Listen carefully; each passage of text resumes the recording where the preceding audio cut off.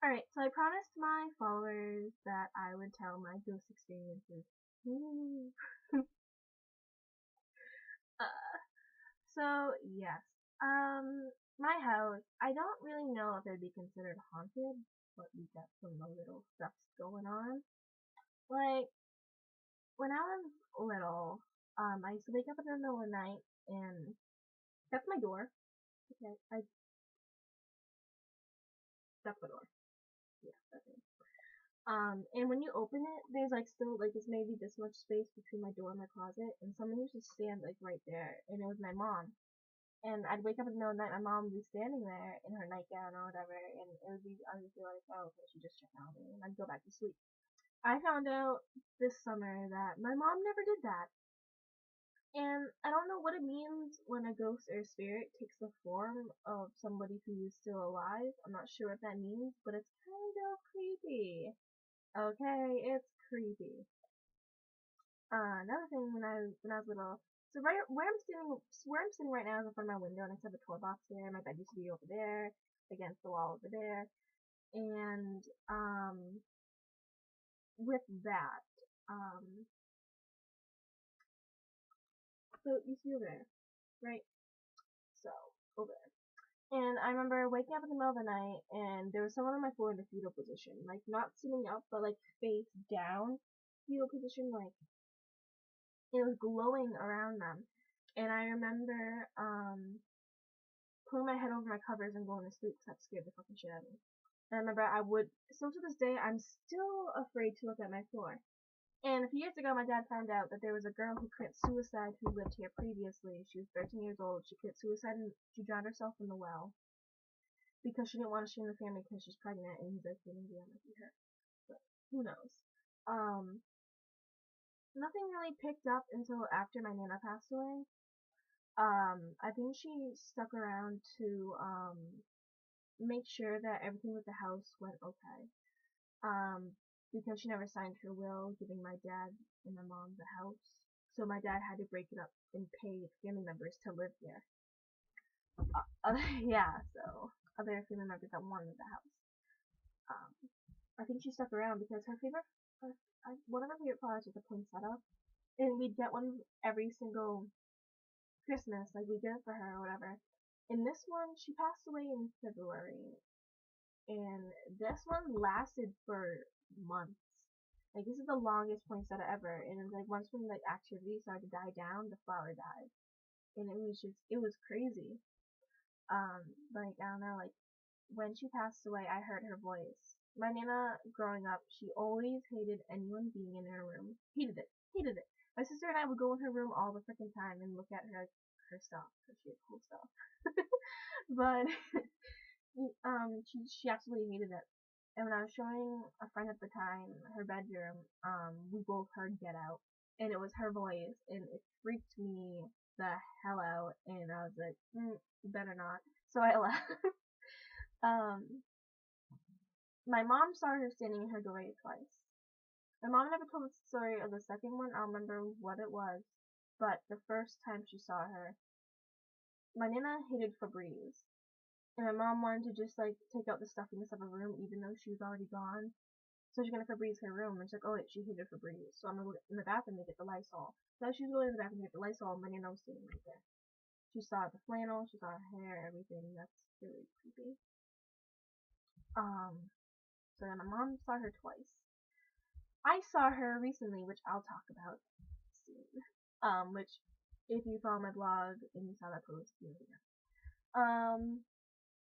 Growing up, we always were like touched or whatever. Just, weird things like that. I have so many stories.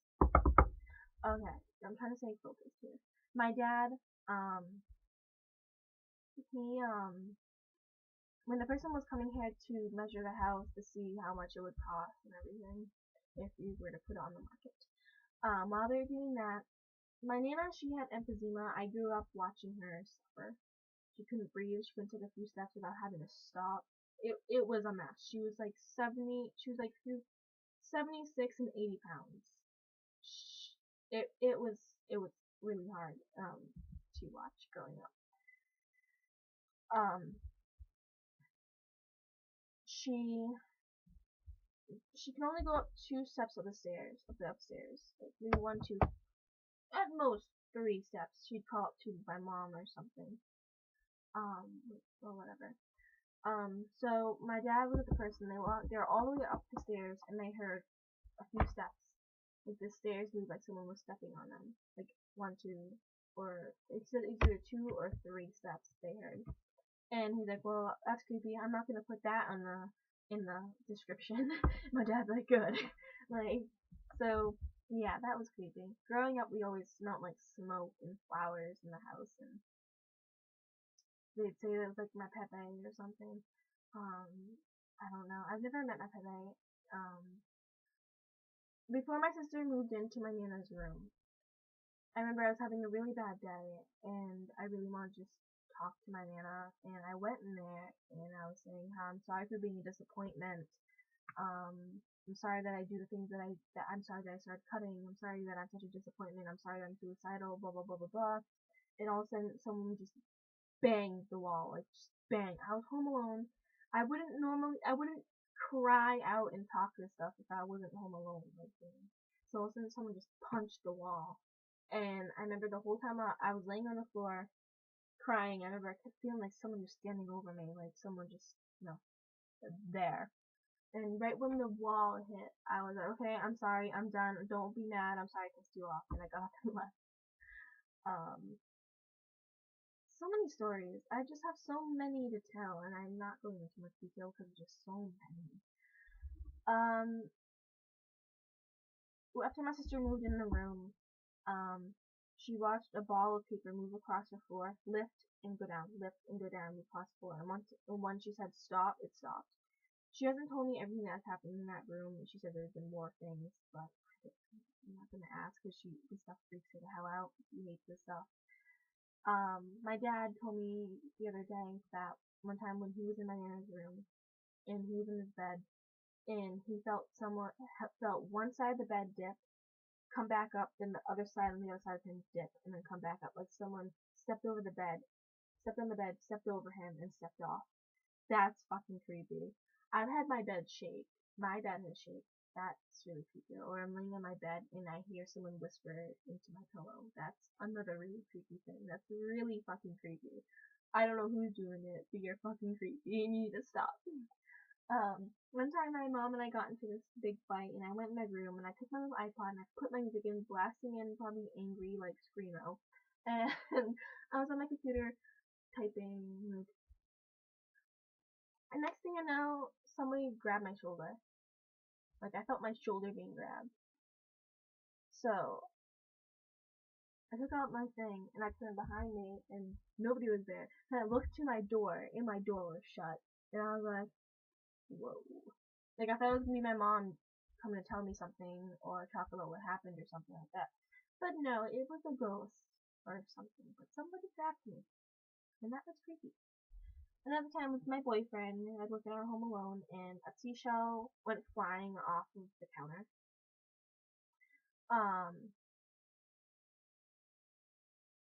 My sister said recently that we have this stuffed animal unicorn. We don't know who the fuck the unicorn it is. It's my sister's, I know, but she's denying it. I had a pink one, okay? So anyway, the stuffed unicorn, she said it got thrown at her. Like, it just just right across the room, like, thrown at her, and that's kind of creepy. Recently, actually, the anniversary of my aunt's death. See that mirror on the bed? So I was facing my wall, sleeping where that mirror is, and I woke up, and there she was. She was in the fucking mirror. Like, that fucking freaked me out. And she was in black and white. But yeah, she was sitting in the mirror, and that was really creepy. And she was standing there, like, looking over me or something. And that was really scary. But I was like, yeah, it's just my Nana. I'm going to bed. Like, it didn't faze me, because it's just my Nana. Like, it's not going to scare me. And then the other recent one was, I woke up, and someone was standing next to my bed. And I remember grabbing the covers and pulling them over my head. That really fucking creeped me out. Like, someone's standing next to my fucking bed right now. And they had like a flannel shirt on. My Nana wore flannel, but I don't think it was my Nana because the face was distorted or whatever. Like, it looked like a bunch of jagged pieces of metal. That is really weird. I know, but that's what it looks like, and it was just creepy. So I think that's it. Um, yes, that is it, I think. So yeah, that's the ghosty thingies. Ghost stories in February. And it's funny because yesterday I was watching Hocus Pocus because it's on TV. And I was just like, yes, I know it's almost Valentine's Day. Yes, I know it's Wednesday, but I'm watching Hocus Pocus because every day is Halloween in my life at least. So, bye guys. Hope you. No, it's not a parade because it's fucking snowing. It's been snowing almost every day for the past 2 weeks. So yeah, bye guys. Be cute forever because you're adorable.